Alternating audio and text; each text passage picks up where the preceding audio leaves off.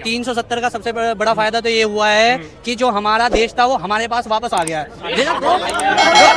हमारा राज्य पहले देश वापस नहीं, हमारा राज्य था वो हमारे पास आ गया है।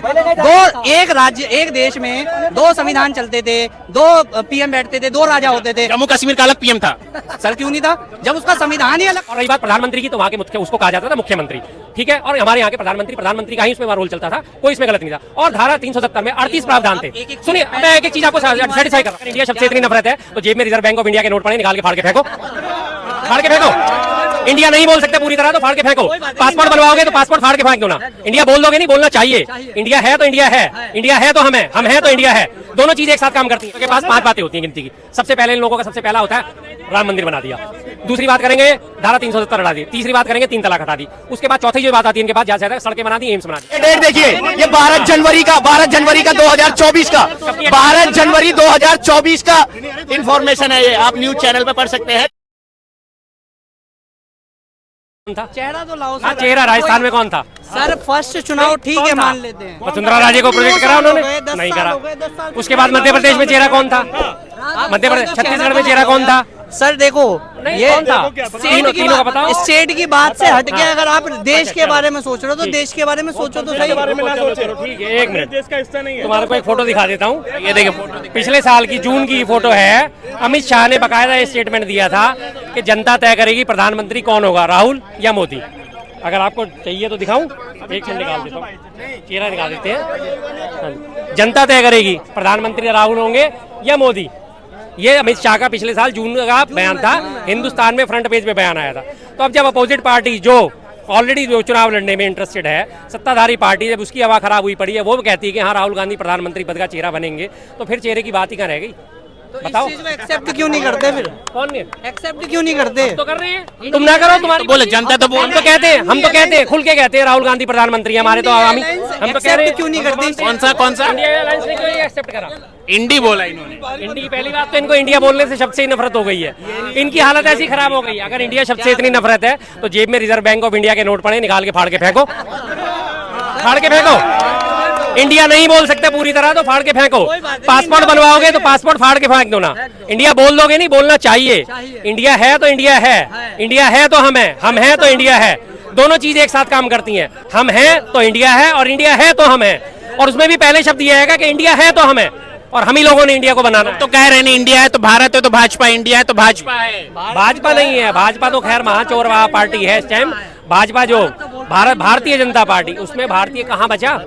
नाम का रह गया भारतीय है, वो भारतीय नहीं है। अब वो बेहद झूठी पार्टी है, अब वो महाभ्रष्ट पार्टी है, बलात्कारी जनता पार्टी है, बेहद भूखी जनता पार्टी है, बेहद जलील पार्टी है, बेहद क्या कहें अब उसे, और इससे ज्यादा आपसे सहन भी नहीं होगा। भ्रष्टाचार है तो क्यों नहीं ईडी की छापा पड़ रहा है? ईडी की छापा क्यों नहीं पड़ रहा है? जी, ईडी का छापा क्यों नहीं पड़ रहा है? उनपे इतना भ्रष्टाचार है। ईडी का आप सबसे पहले सवाल उठा के देखो, पिछले 5 साल से जो लगातार ईडी के निदेशक का कार्यकाल क्यों बढ़ाया जा रहा था? क्योंकि बीजेपी के फेवर में डाल रहे थे, सारे छापे बीजेपी के फेवर में डाल रहे थे। आज तक ईडी ने 5605 छापे डाले हैं, जिसमें से के 5300 छापे जो है विपक्ष के ऊपर है। आपका एक भी छापा, 300 छापे जो हैं आपने वो दूसरी स्टेट में डाले, पक्ष पे डाले, लेकिन उनमें बरामदगी क्या गई? कोई बरामदगी का नामो निशान नहीं है। ईडी के सारे छापे में हमेशा विपक्षी टारगेट क्यों होता है? क्यों आपने उसके निदेशक का कार्यकाल बार बार एक्सटेंड करा? पिछले साल अक्टूबर तक उसे खींच के ले गए। जब सुप्रीम कोर्ट ने डंडा दिया कि आपके पास क्या कोई दूसरा ऑफिसर नहीं है, तब उसके बावजूद भी खींच तान करके साहब अक्टूबर में हम इसे रिटायर कर देंगे, तब जाके एक नया बंदा लेके आए जो आपके मन मुताबिक काम कर सके। सीबीआई के निदेशक का तो आपने कार्यकाल बढ़ाया लगातार। क्यों बढ़ाया? क्योंकि आपके फेवर में काम कर रहा था। जो एजेंसी आपके फेवर में काम कर रही है आप उसे लगातार बढ़ाए जा रहे हो। कार्यकाल क्यों बढ़ाए जा रहे हो भाई? क्या बोलेंगे भाई? कोई बात नहीं, इस तरीके से हम क्या बोलते हैं, मोदी जी का भी कार्यकाल बढ़ा देंगे। क्या हो गया? 5 की जगह 10 कर देंगे क्या मोदी जी का कार्यकाल? अब की बार दोबारा मोदी जी को ले आएंगे, उनका कार्यकाल दोबारा बढ़ा देंगे। तो इस मुद्दे पर वापस लाएंगे है जी, उनके कामों गुरुजी, उनके कामों के बलबूते इस मुद्दे पर ना। आप किसी भी मुद्दे को देख लो भाई साहब, सड़कें बनाई हैं, नए हास्पिटल बनाए हैं, 14 नए एम्स बनाए हैं। इससे पहले सड़क नहीं था, इससे पहले हॉस्पिटल नहीं था, इससे पहले कॉलेज नहीं था। क्या बोलेंगे? देखो जी, इनके गिने गिनाए रिटायर लोगों के पास 5 बातें होती हैं गिनती की। सबसे पहले इन लोगों का सबसे पहला होता है राम मंदिर बना दिया। दूसरी बात करेंगे धारा 370 हटा दी। तीसरी बात करेंगे 3 तलाक हटा दी। उसके बाद चौथी जो बात आती है इनके बाद ज़्यादा से ज़्यादा सड़कें बना दी, एम्स बना दिए। अब सड़कों की अगर आप बात करते हैं, राम मंदिर पहली बात, सबसे पहला मुद्दा, राम मंदिर बनाना सरकार का काम नहीं है। सरकार के खाते में किसी तरह से भी मंदिर, मस्जिद, गुरुद्वारा, चर्च, कोई भी चीज़ राम मंदिर के खाते में नहीं जुड़ेगी, मतलब सरकार के खाते में नहीं जुड़ेगी। सरकार धर्मनिरपेक्ष है, सेकुलर गवर्नमेंट है। दूसरी चीज धारा 370 को इतना बड़ा प्रचार करा जाता है, धारा 370 हटगी, 370 हटगी, पूरे देश में क्रांति आ गई। भाई जो हालात जम्मू कश्मीर के तब थे वही हालात आज है। जैसे जम्मू कश्मीर तब था वैसा जम्मू कश्मीर आज भी है। तब भी आतंकवादी हमले होते थे, अब भी आतंकवादी हमले होते हैं। पिछले महीने जनरल मनोज पांडे जी का बयान था, अखबार के फ्रंट पेज पे आया था, सीमा पार से आतंकवाद बढ़ा है, जम्मू और राजौरी से आतंकवाद की घटनाएं बढ़ रही है लगातार। ना आतंकवाद तब घटा, ना आतंकवाद अब घटा। 370 हटने का फायदा क्या हुआ आपको? आपका वो एक पर्सनल बेनिफिट जरा सा मुझे बता सको 370 का क्या हुआ? 370 का फायदा, एक फायदा बताइए। 370 का सबसे बड़ा फायदा तो ये हुआ है कि जो हमारा देश था वो हमारे पास वापस आ गया है। जो हमारा राज्य पहले देश वापस नहीं, हमारा राज्य था वो हमारे पास आ गया है। एक राज्य, एक देश में 2 संविधान चलते थे, 2 पीएम बैठते थे, 2 राजा होते थे। जम्मू कश्मीर का अलग पीएम था सर, क्यों नहीं था? जब उसका संविधान ही अलग कर दिया तो उसका पीएम भी अलग हो गया ना। क्या आपको खैर इनको बहुत जानकारी की लैक ऑफ जिसे नॉलेज कहते हैं वो है।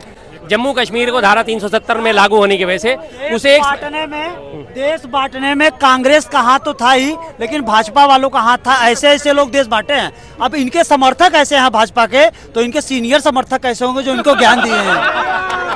370 की बात करते हैं। ये हमारे देश का दुर्भाग्य है, ये हमारे देश का दुर्भाग्य है कि अनपढ़ आदमी प्रधानमंत्री है और पढ़ा लिखा जेल में बैठा है। आप लग रहे कश्मीर से लग रहे हैं। नहीं, मैं दिल्ली से हूँ जी, दिल्ली से हूँ मैं, प्रॉपर दिल्ली से हूँ मैं। क्या बोला? कश्मीर में 370 की बात हो रही थी। 370 के प्रावधान के तहत जम्मू कश्मीर का विदेश मामलों का प्रभारी भारत सरकार थी, संचार मामलों की प्रभारी भारत सरकार थी, रक्षा मंत्रालय की प्रभारी भारत सरकार थी। दूसरी चीज, जम्मू कश्मीर का संविधान अलग था। ये बात सही है कि अगर केंद्र सरकार ने इसके अलावा कोई और कानून पारित करा तो वो पहले वहां जाएगा, वहां की विधानसभा अगर उसे पारित कर देगी तो वो एप्लीकेबल होगा। लेकिन उसके बावजूद भी सीआरपीसी, आईपीसी वहां लागू होती थी। आप ये नहीं कि जम्मू कश्मीर में चले जाओगे, हत्या करके वापस आ जाओगे तो आपको सरकार गिरफ्तार नहीं करेगी, या यहाँ से हत्या करके जम्मू कश्मीर में जाके आप बच के साफ हो जाओगे, ऐसा कुछ नहीं था। मात्र उसके जो नीतिगत फैसले थे वो अलग अलग थे। और रही बात प्रधानमंत्री की, तो वहां के मुख्य उसको कहा जाता था मुख्यमंत्री, ठीक है। और हमारे यहाँ के प्रधानमंत्री का ही उसमें रोल चलता था, कोई इसमें गलत नहीं था। और धारा 370 में 38 प्रावधान थे। सुनिए, मैं एक एक चीज आपको सेटिस्फाई कर रहा हूँ। हाँ, आज की डेट में सब चीजें सेम है।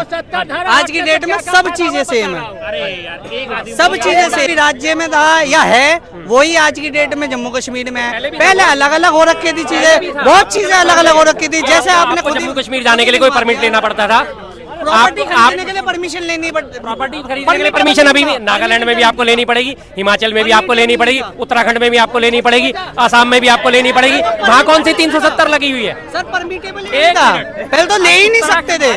आप जम्मू कश्मीर में प्रॉपर्टी लेके बड़े खुश, सिम कार्ड अब ले लोगे। अभी मैं होके आया हूँ पिछले महीने जम्मू कश्मीर में, अभी भी प्रीपेड सिम कार्ड वहाँ चलता ही नहीं है।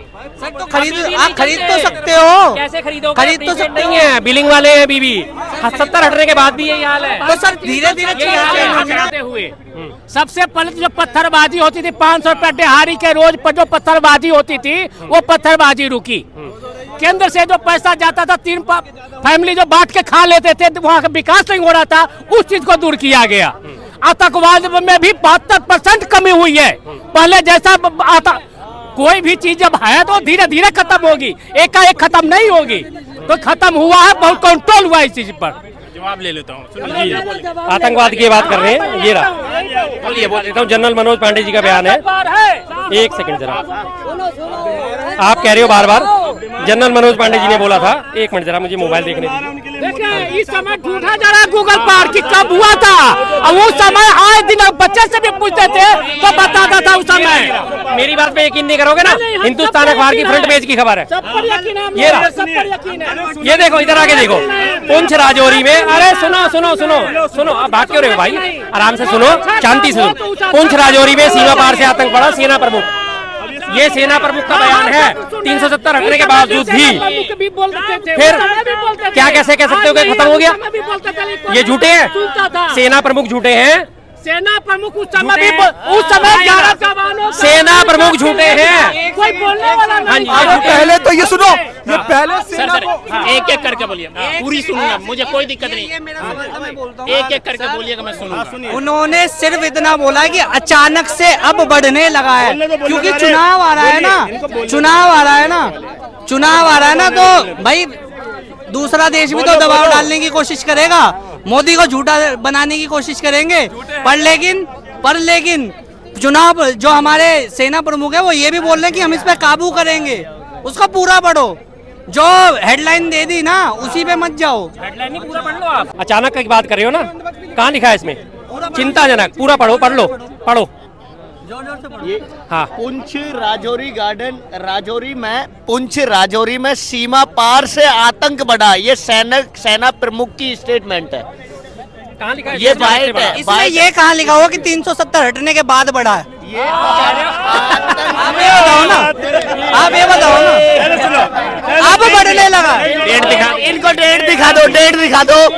ये डेट देखिए, ये 12 जनवरी का 2024 का 12 जनवरी 2024 का इंफॉर्मेशन है ये। आप न्यूज चैनल पे पढ़ सकते हैं कौन सी तारीख का ये न्यूज़पेपर है, कौन सी तारीख का ये न्यूज़पेपर है। ये 2024 का न्यूज़पेपर है, जनवरी का। आपको पता नहीं, ये तथ्य के साथ बात करते हैं यहाँ। भारतीय जनता पार्टी यही तो चाहती है, आपके अंदर इंटेलिजेंस ही नहीं आए, आप पढ़े लिखे नहीं।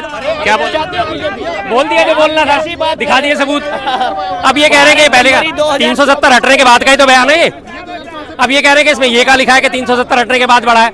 भाई खुद ही इंजम कर लो कि 370 हटने के बाद एक तरफ तो तुम कह रहे हो कि आतंकवाद खत्म हो गया, और जनरल प्रमुख कह रहे हैं कि भाई आतंकवाद बढ़ा है, तो बात कौन सी सही है?